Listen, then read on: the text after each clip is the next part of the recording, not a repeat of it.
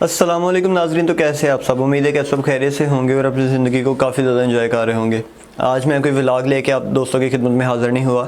एक छोटी सी और इम्पोर्टेंट सी वीडियो है और एक फ़्रॉड है जो कि आप दोस्तों के सामने बेनकाब करना चाहता हूँ मैं। तो मैं चाहूँगा कि आप इस वीडियो को एंड तक लाजमी देखें, क्योंकि शायद ये वीडियो आपके कहीं ना कहीं पे काम पे आ जाए। और ये भी हो सकता है कि ये जो काम मेरे साथ हुआ है आप लोगों के साथ भी पहले हुआ हो या आने वाले दिनों में होने वाला हो। तो आप जो है ना वो इस चीज़ को और इस वीडियो को अगर आप एक दफ़ा देख लेते हैं तो मुझे उम्मीद है कि आप इस चीज़ से बच भी सकेंगे और आप लोगों को पता चल जाएगा कि आप लोगों ने अपने हक़ को किस तरह से लेना है। ठीक है, तो हुआ कुछ यूँ कि आज से 2-3 दिन पहले मैं नारवल गया, जो कि हमारा ज़िला है, डिस्ट्रिक्ट है। तो वहाँ पे मुझे जनाब एक काम ये था कि मेरा छोटा भाई जो है वो मेरे नाम की सिम यूज़ कर रहा था, क्योंकि वो 18 साल का नहीं था। तो अब भी कुछ दिन पहले उसका आईडी कार्ड बना ही था। तो मैंने उसको बोला कि यार आप इस तरह से करो कि वो सिम आप यूज़ कर रहे हो तो आप मेरे नाम से सिम अपने नाम ट्रांसफ़र करवा लो। ठीक है, तो ज़ाहिर सी बात आप सब दोस्तों को पता है कि इस चीज़ के लिए हमें जो है वो फ्रेंचाइज़ जाना पड़ता है। तो मैं फ्रेंचाइज़ गया, वहाँ पे जाके मैंने उनको बोला कि इस तरह से मैंने जो है ओनरशिप चेंज करनी है। और साथ ही मेरे ज़हन में आया कि मेरे पास एक एक्स्ट्रा सिम भी है जोन की, जो मैं बंद करवाना चाहता हूँ। तो मैंने उनको बोला कि क्या फ्रेंचाइज़ से ये सिम बंद हो जाएगी, क्योंकि पिछली दफ़ा एक दफ़ा ऐसा हुआ था कि जैज़ के नेटवर्क की एक सिम थी जो हमने जो ना वो बंद करवानी थी। तो उन्होंने बोला था कि आप मेन हेडक्वार्टर यानी कि गुजरांवाला या लाहौर जो ना आप जाएं तो वहाँ से आप उसको बंद करवा सकते हैं। लेकिन जोन के ऑफिस में मैं गया तो मैंने उनसे पूछा कि क्या यहाँ से मेरी सिम जो ना वो बिल्कुल क्लोज़ हो जाएगी जी। उन्होंने कहा कि आपके आईडी कार्ड नंबर से यहाँ से ख़त्म हो जाएगी। मैंने बोला ठीक है कर दें। उन्होंने एज नॉर्मली जो रिक्वायरमेंट होती हैं उन्होंने मुझसे मेरा आईडी कार्ड नंबर लिया, मेरा अंगूठा लगवाया और बोला कि सिम बंद हो गई है। और उसके बाद जो असल जो बात का पॉइंट है उस पर आते हैं। जो हुआ उन्होंने क्या किया कि आईडी कार्ड नंबर लिया, मेरा अंगूठा लगवाया और सिम बंद करने के बाद मुझे बोला कि 100 रुपया दें। मैंने एक दफ़ा हैरान होकर पूछा कि ये 100 रुपये किस चीज़ के लिए? उन्होंने बोला कि सिम बंद करवाने के ये चार्जेस हैं। मुझे लगा कि शायद जैज़ के तो नहीं लगे थे, जोन की तरफ से कोई होगा इनका कोई बंद करवाने का। मैंने उनको पैसे दिए और जो ना वो मैं बाहर आ गया। और एक चीज़ और कि जो मेरी दूसरी सिम थी ना, जो मैंने जोन से जो ना ट्रांसफ़र करवानी थी अपने आईडी कार्ड से अपने भाई वाले आईडी कार्ड के नंबर पे, ठीक है, तो वो नहीं हुई किसी एक इशू की वजह से। तो मैंने उस इशू के बारे में जानने के लिए हेल्पलाइन पे कॉल की, मैंने उसके बारे में बात की। तो साथ ही मैंने उनसे ये पूछ लिया कि क्या सिम बंद करने के चार्जेस हैं। उन्होंने बोला कि नहीं, इस चीज़ के तो कोई चार्जेस नहीं है। तो मैंने जो ना उनसे ज़िक्र किया कि मैं आपकी फ़लाँ फ्रेंचाइज से, जो कि मैं अभी बताता हूँ कि कौन सी है, वहाँ से मैं सिम बंद करवा के आया हूँ।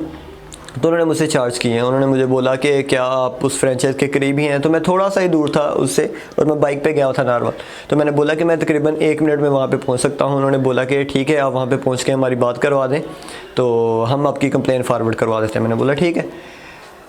मैंने क्या किया कि मैंने वहाँ से जो ना बाइक ली और मैं उनकी फ्रेंचाइज़ पे पहुँच गया। वहाँ पे 2 जो ना वो मैडम्स थी जिन्होंने सिम बंद की थी मेरी, मतलब दोनों ने मिल के की थी। इस तरह से आईडी कार्ड नंबर और ये वो कुछ एक ने एंटर किया था और उसके बाद वो फ़ोन सुनने के लिए थोड़ा साइड पे गई तो दूसरी ने अंगूठा लगवा के, यानी कि दोनों ने मिलकर वो काम किया।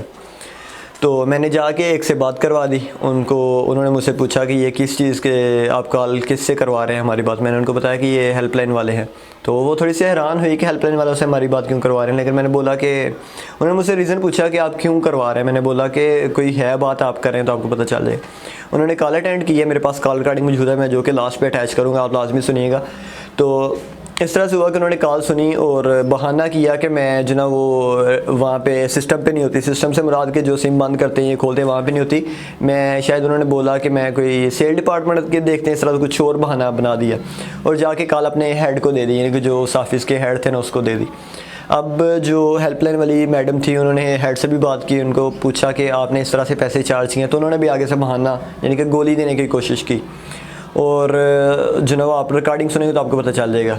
तो फिर उन्होंने बोल दिया कि जी हम कस्टमर को पैसे वापस कर देते हैं और उन्होंने मुझे पैसे वापस दिए। लेकिन बात एक 100 रुपये की नहीं है, बात जो ना वो इस चीज़ की नहीं है कि मैं वहाँ पे उनके ख़िलाफ़ ये बोला वो बोला। बात इस चीज़ की है कि अगर मैं 100 रुपया देता हूँ तो मुझे इतना ज़्यादा मसला कोई नहीं होता, ठीक है।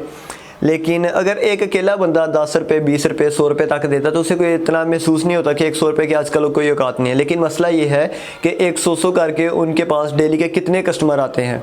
हो सकता है कि सिम खुलवानी हो 100 की खुलती हो 200 लेते हों, डुप्लीकेट का 100 लगता हो 200 लेते हों। इस तरह से कर करके वो अपनी सैलरी के अलावा करप्शन करके काफ़ी ज़्यादा पैसे और भी कमा रहे हैं। ठीक है।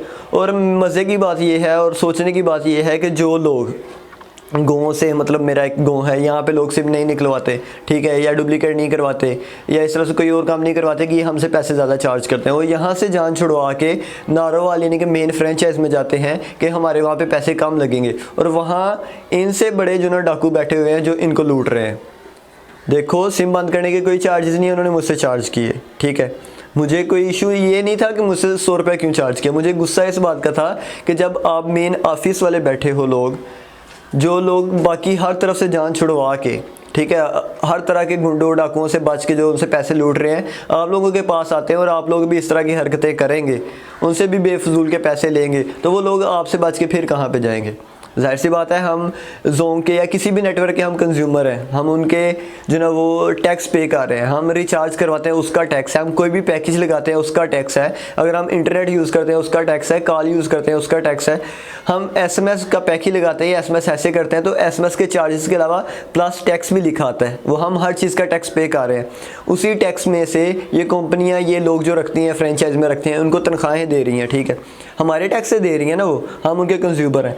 तो फिर भी अगर वो लोग इस तरह से करेंगे कि अपनी तनख्वाह से हट के लोगों से इस तरह से लूटेंगे। और एक चीज़ ये भी है कि उन्होंने एक पेज रखा हुआ था, वहाँ पे वो जिससे 100 रुपये लेते थे वहाँ पे एक लाइन लगा देते थे, और मैंने अपनी आंखों से देखा था कि वहाँ पे कितनी ज़्यादा लाइनें लगी हुई हैं। और जाहिर सी बात है वो उनका डेली का रिकॉर्ड होता होगा कि हमने इतने पैसे रिसीव किए, और रात को वो सब आपस में तकसीम करते होंगे। मैंने फिर उनके हेड से बात की, मैंने उनसे पूछा कि आप लोगों ने ऐसा क्यों किया। वो मुझे ये ना बताएं कि हमने ऐसा क्यों किया, वो मुझे ये बोले कि आप ये ले अपना 100 रुपये और जाएं। मैंने उनको बोला कि ये 100 रुपये का मसला नहीं है, मसला इस बात का है कि आप लोगों ने ऐसा क्यों किया। लेकिन उनके पास जवाब नहीं था, जाहिर सी बात है वो चोर थे, ठीक है, उनके पास जवाब कहाँ से होना था, वो तो लूटने के लिए बैठे हैं लोगों को। और मैंने तो हेल्पलाइन पे कॉल की दूसरी वजह को जानने के लिए कि मेरा वो सिम जो है ट्रांसफ़र क्यों नहीं की जा रही उस चीज़ के हवाले से। वो भी मेरा हो गया था मसला, लेकिन बाद में हुआ, तो मैंने ऐसे ही हेल्पलाइन से पूछ लिया। अगर मैं ना पूछता तो मुझे तो नहीं पता होना था कि सिम बंद करवाने के पैसे लगने हैं कि नहीं लगने।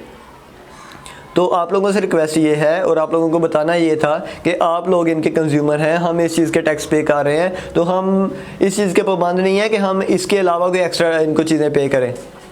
अगर एक सिम 100 रुपये की निकलती है तो हमें पता होना चाहिए कि 100 रुपये की निकलती है, मैंने इसको 100 ही देना है, कोई क्यों ज़्यादा ले हमसे। अगर एक सिम बंद करवाना फ्री है तो हम उनको पैसे क्यों दें। डुप्लीकेट सिम अगर 100 रुपये की निकल रही है तो हम उनको 200-300 क्यों दें। अपना हक जानने के लिए इनके मेन ऑफिस या इनकी मेन ब्रांच से रब्ता कर लिया करें एक दफ़ा, ताकि आप इनके इस तरह के फ्रॉड और इस तरह की डिकेटिंगों से बच सकें जो ये लगाते हैं हमारे साथ। और मज़े की बात और ध्यान देने वाली बात यह है कि फिर इन लोगों को बातें भी नहीं आती, इनके पास कोई अच्छा सा बहाना भी नहीं होता उनको सुनाने के लिए। बात फिर से वही आ जाती है कि 10-20 रुपये का मसला नहीं है, हम 10-20 रुपये देते हैं वो इशू नहीं है, लेकिन वो 10-10 करके जितने लोग वहाँ पे आते हैं वो जितने पैसे हो जाते हैं वो मसला है। जाहिर सी बात है हमने पैसे अपनी मेहनत से कमाए हैं। तो मैं अब आगे जो ना आपको कॉल रिकॉर्डिंग अटैच कर देता हूँ, आप वो भी सुनिए ताकि आपको पता चले कि किस तरह से इन्होंने ये वारदात की है और ये पैसे कमाए हैं।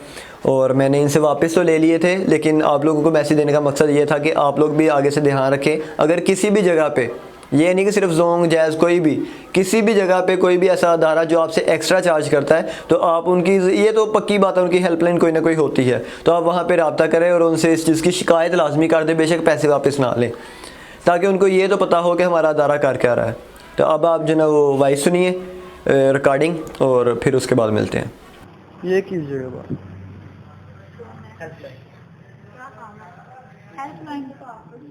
क्या काम हेलो, अस्सलाम वालेकुम। अस्सलाम वालेकुम। वालेकुम सलाम जी मैम। जी मैम, अभी कस्टमर ने कंफर्म किया कि उन्होंने अपनी सिम यहाँ से डिस्काउंट करवाई है। जी जी जी, आपने उनसे 100 रुपीज़ का चार्जेस जो है वो चार्ज किए हैं। डिस्काउंट के तो कोई चार्जेस नहीं होते। मैम दरअसल मैं तो अभी दूसरी साइड पे हूँ, तो ये काइंडली आप सर से बात कर सकती हैं, वही आपको बता सकते हैं क्या? कि वही आपको बात कर सकते हैं। मैं तो दूसरी साइड पे हूँ, स्टॉक का काम है मेरा, सिस्टम पे नहीं है। जिसने भी चार्ज किए हैं, मैं ये बताना चाह रही हूँ कि चार्ज क्यों हुए हैं। अगर आप उनको बैलेंस वापस इनका 100 रुपीज़ का वापस करती हैं तो कंफर्म करते हैं, वरना वो कंप्लेंट कर रहे हैं तो फिर हमें कंप्लेंट फॉरवर्ड करना होगी। ये आप बात कर लें हेल्पलाइन। हेलो, जी अस्सलाम वालेकुम। वालेकुम सलाम।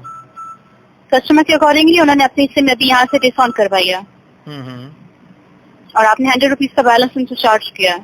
वो ना इस तरह है कि 100 रुपीज का जो है ना एडवांस आया होता है, डिस्काउंट के ऑप्शन के ऊपर ना एडवांस मांग रहा होगा, जिसकी वजह से बैलेंस ट्रांसफर किया होगा। नहीं, बैलेंस ट्रांसफर तो उन्होंने कोई भी नहीं किया। 100 रुपीज का आप जो सिम से डिस्काउंट करने के कोई भी चार्जेस चार्ज नहीं किए जाते हैं। आप चलिए हम उनके 100 रुपीज उनको वापस कर रहे हैं या फिर वो कंप्लेंट करवा रहे हैं, मैं कंप्लेंट लॉन्च कर दूं, कंफर्म कर दें वो मुझे। वो उनको रिवर्स करवा दे। जी उनको वापस कर दीजिए फिर, ठीक है? Okay okay. बात करवाइए कस्टमर से। तो आई होप कि आपको पता चल गया होगा कि ये किस तरह से हमारे साथ इस तरह की डकैतियाँ लगाते हैं लोग।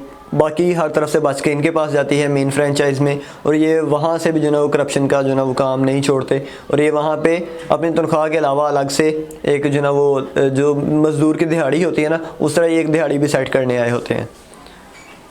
तो खुदारा इन लोगों से बचिए और अपना हक जानिए कि आपका हक क्या है और आपने कैसे लेना है। होप कि आपको ये वीडियो और मेरा ये मैसेज पसंद आया होगा। तो इस वीडियो को लाइक करिए, अपने दोस्तों के साथ लाजमी से शेयर करिए ताकि उनको भी इस चीज़ के बारे में आगाही हो। तो मिलते हैं नेक्स्ट वीडियो में। अपना बहुत सा ख्याल रखिएगा, दुआ में याद रखिएगा। अल्लाह हाफिज़।